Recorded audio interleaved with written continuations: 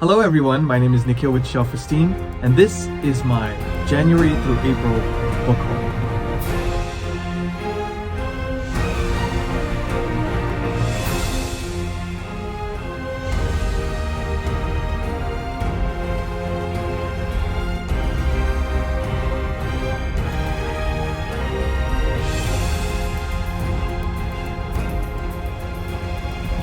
Hey folks and book lovers, thank you so much for coming back to the channel. For those of you who are new here, my name is Nikhil with Shelf-Esteem. This is a booktube channel dedicated to all things books and book adaptations by a music composer who writes for film, television, and gaming that specializes in book adaptations. Most recently, you might have heard some of my music in The Wheel of Time Season 2, His Dark Materials Season 3, and the official Brent Weeks Lightbringer book adaptation album.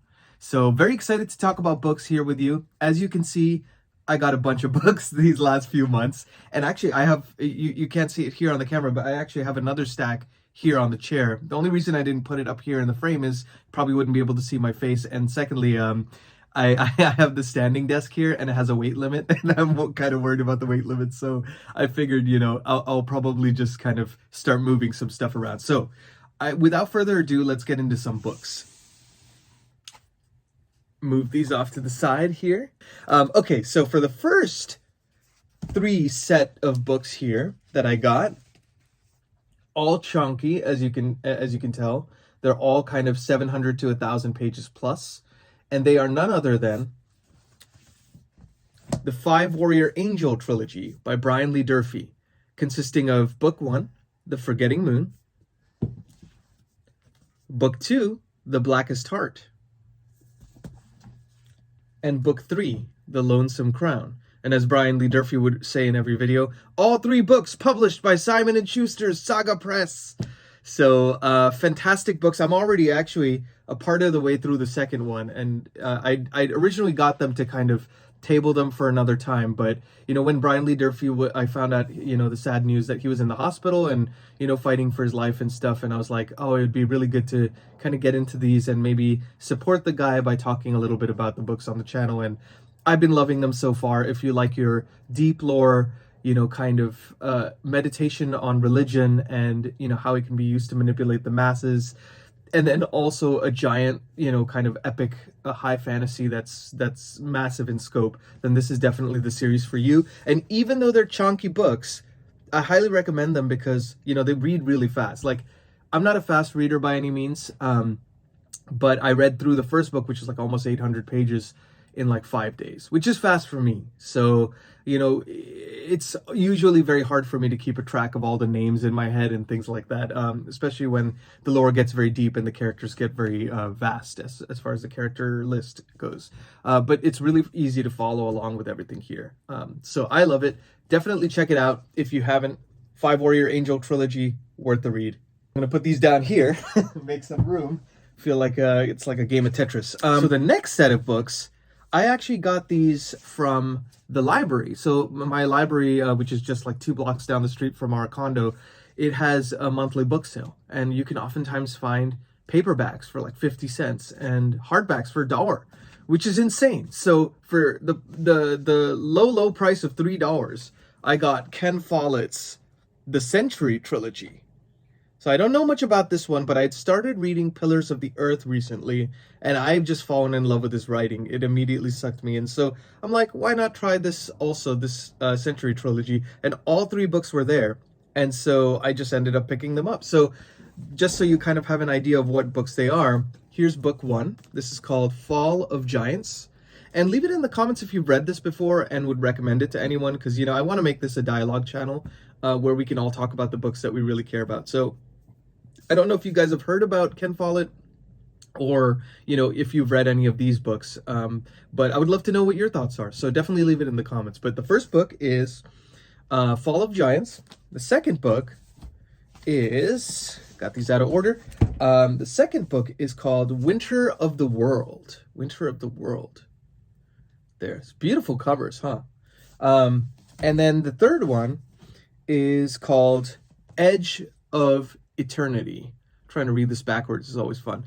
But yeah, I love, you know, one thing I really love about these books is they have this kind of uniformity about them. You know, I know they say don't judge a book by its cover, but you know, let's face the facts. We all kind of do, right? So it's always nice when the covers match and the fonts and everything match really nicely on your shelf. So that's what these ones look like. Century Trilogy. All right, moving right along here. So I'd been hearing about this book. I don't know if you can see this beautiful pattern here on the sprayed edges, but I've been hearing about this book for a while. I'm of Indian descent, and you know, there's not very many Indian authors out there writing fantasy books. So for me, it's, you know, it means something extra special. I also grew up watching this, Indian serialized television show called the Mahabharata, which was, it was an adaptation of the Mahabharata work, which is known as like the greatest epic in Indian mythology. And I absolutely loved it. I've watched it a bunch of times. And it's really shaped me as a kid growing up, learning about the Bhagavad Gita, which you might have heard of, which is like a religious text, which is basically just a portion of the Mahabharata. So anything Mahabharata related, anything by Indian authors, I'm immediately very, kind of has a special place in my heart. So I found out about Gaurav Mohanty recently, and there's this book right here called Sons of Darkness. Now, it's kind of a retelling of some stories from the Mahabharata, if I understand it correctly. And let me know if I'm wrong. Let me know in the comments if there's a better way to describe this. And I kind of went into this blind, but the fact that it's based on the Mahabharata, and it's supposedly the tone is more like if Mahabharata met Game of Thrones or Malazan, something where there's like a military fantasy, gritty, dark, grimdark kind of a feel. And I was like, oh, that's kind of interesting because the serial that I've watched, and then, just the Mahabharata in general, was kind of a little bit more PG-13, I think, in general. So to see what might have been, it's ironic I say this because this is a fantasy novel, and there's probably a magic system and everything, but kind of almost a grittier, realistic take of how some of these play-by-plays would have gone down back then, 5,000 years ago when these stories supposedly took place. So, very interesting premise. Definitely want to read it. I think you should too. And, I'll probably plan this later on in the year. I haven't gotten a chance to really put it in my TBR.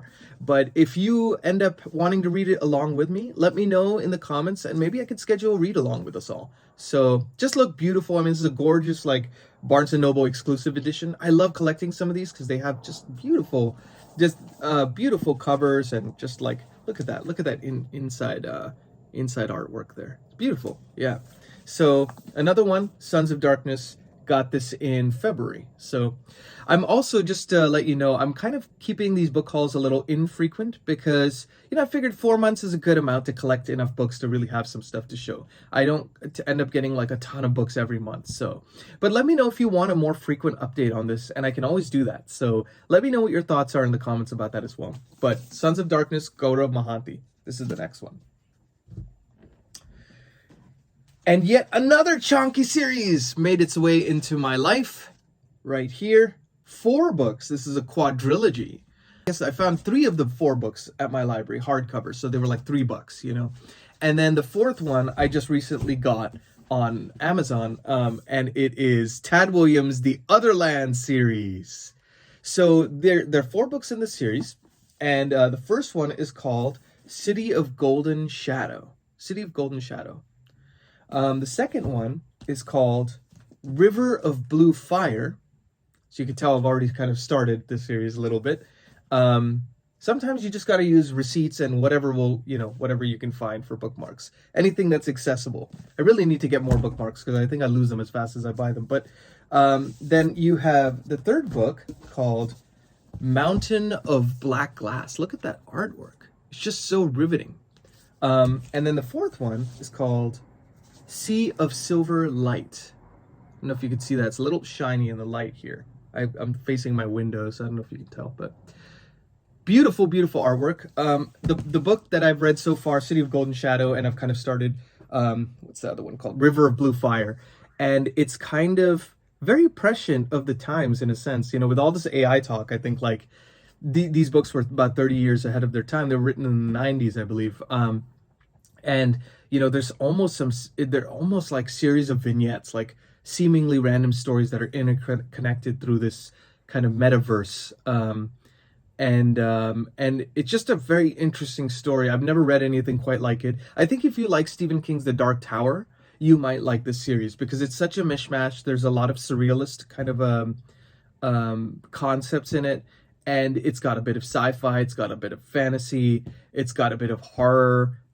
It's just kind of all over the map. And it actually takes place in different time periods too. So if you like that kind of thing where you're just kind of not sure where the story is going, but they have all these very riveting aspects to them that seem to be converging into one cohesive whole, I think you'll probably like the Otherland series. So I haven't read anything else of Tad Williams. You know, I'm kind of late to the game on him. But I'd heard about him from Brian Lee Durfee. I'd heard about him from Mike's Book Reviews when they had done the what's it called? What's that name? The Dragonbone Chair. I forget the name of the trilogy there, but that Tad Williams had written. So, you know, I first heard about him, and I was kind of curious about Otherland. I also found out that it's being adapted. So anything that's being adapted, I'm always very curious to, you know, learn more about. So that's the Otherland series here. Boom. Another chonky books galore. Never seems to end here. And then the final set of books. Oh, God. All right. These are also very chonky. So the first book I actually got at Barnes & Noble. Or was it Amazon? I think it was Amazon, actually. Yeah, because this particular edition, you can't even find it anymore because ever since it got adapted, they've kind of made a new edition for it. They often do that to go in line with the marketing and the visuals of the show or the film that it's adapted with. But I'd heard such good things about this series from Mike's Book Reviews, and then also Red Fury Books, if you know that channel. I'm going to link all these, by the way, in the description. So definitely check out these fine folks as well, because they have some really, really good book recommendations. And so they were a profound influence for me on the selection of this particular series. But this one is none other than James Clavell's Shogun. This is part of the Asian saga, which comprises of 6 books. So this was the first one that was written, I think 1975, I want to say. But I read this thing so fast. Now, this gives a new name to the word chonky, like about 1,300 pages or so in hardcover. But it reads like no other. I mean, from the first page, it's extremely riveting. It has a romance story for the ages. You really feel the sense of like a fish out of water story. This guy who's, you know, on an what's it called? A Dutch ship in the year 1600, crash lands in Japan. And can you imagine what it must have felt like when the people are like, are we even in Japan? Like, what is this place? You know, everything feels foreign to them and they're speaking through translators. So you really feel that sense of like fish out of water. So fantastic book if you haven't read it. James Clavell is an absolute treasure, and I'm so glad that I came upon this book. So I got this one. And then, you know, this last month I went to that library book sale again. So I don't know if you could tell a trend here by now, but I found 3 more from the Asian saga, and I just had to pick them up. So there is Gaijin. Look at that. He really doesn't shy away from the page count, does he? Gaijin. So this is the next one. This one was lacking a cover, but really cool kind of little signed insignia here. Noble House. And then this one looks almost like an original copy or something of Whirlwind. I think there's 2 more maybe. Yeah, 2 more. I think there's like, I want to say there was there was Taipan and there was King Rat. Those were the other 2. So I don't have those yet, but I feel like if I could find 4 out of 6, you know, this way, maybe the next library book sale, who knows? So that is it for me in terms of the books that I got in the last 4 months. Hey guys, sorry, just doing a quick cut in here because I forgot one of my favorite books of all that I got this month, actually, that just arrived. And, you know, for anyone who knows me, they know that I love high concept sci-fi. And I love space operas. And it's often hard to find high concept sci-fi that has endearing characters, and vice versa. You know, character-based sci-fi stories that have high concepts in them.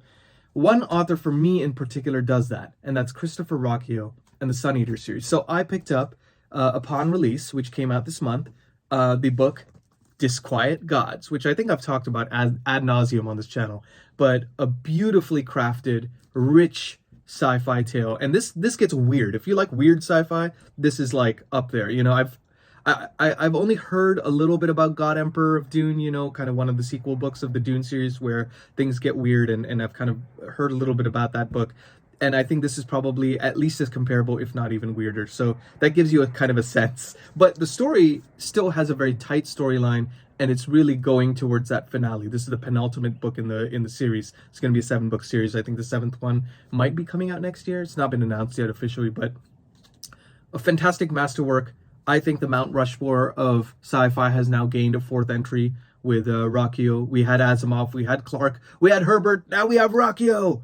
And this is some truly grade A science fiction. So definitely check it out if you haven't yet. I also kind of wanted to quickly speak on one thing that I'm very passionate about, which is the idea of materialism and books, and kind of like our need to collect as many books as we can, read as many books as we can. And I kind of want to, you know, remind us all that like we do this because we love it, not because we have to.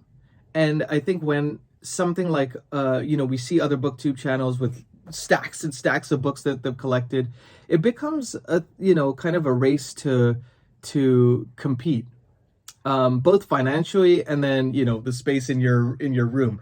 And I think that can become, you know, a little bit of a fool's errand, right? Because ultimately everybody's in different financial positions. Everybody has different styles on how they prefer to digest their books and things like that. And it's not a competition. Yeah, I just want to impress that upon you guys, because like these books, like for me personally, I don't like going and getting every new edition of every book. I don't even mind if the books are used, you know, and well loved. Like it just shows that the previous owner really cared about it and then donated it to the library. And, you know, for a small price, you know, libraries can sometimes provide these beautiful books to have on your shelf. It doesn't need to be, I guess what I'm trying to say, the latest and greatest editions in order to kind of fill out your bookshelves. You can have it any which way you want it. I go on thrift books all the time as well. I find books there. I'll often go to, you know how sometimes houses, they'll have like a little kind of a book box where you could take one, put one in. So I've put dozens of books in those book boxes over the years, and I've also gotten, you know, probably dozens of books over the years as well. So, you know, I think there's many different ways that you can find books, and books that you really enjoy. But it doesn't have to necessarily be that in order for you to have a booktube channel, in order for you to say that you really are a book collector or love books, that you need to have everything in pristine condition, exactly the newest editions, the most expensive collector's editions. It's not necessary. So anyways, that's my little diatribe for today. But I just wanted to thank you for watching, and I hope you enjoyed this book haul. What did you all get over the last month, or even you know, since the year 2024 began? Leave that in the comments as well. I'd love to know kind of what you guys are collecting. So that's it from me with Nick Hill, Shelf-Esteem. Be good to each other, be good to yourselves, and I'll see you next time. Take care.